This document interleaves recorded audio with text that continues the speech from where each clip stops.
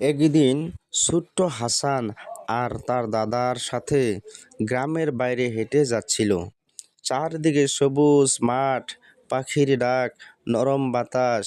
হাসান বলল, দাদা, এই মাঠটা কত সুন্দর, এখানে যদি সব সময় থাকা যেত।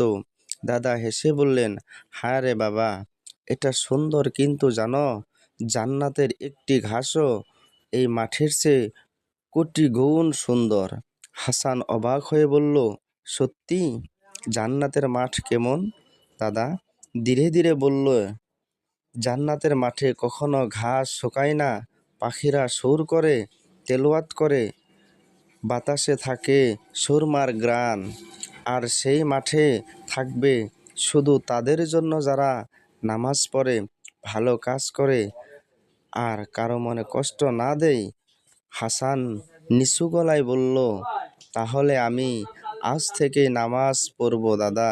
যদি গল্পটি ভালো লাগে অবশ্যই আমার গল্পটি শেয়ার করে দিবেন এবং অন্য মানুষের কাছে পৌঁছে দিবেন, যারা এই গল্পটি শুনে অনেক লাভান্বিত হয়।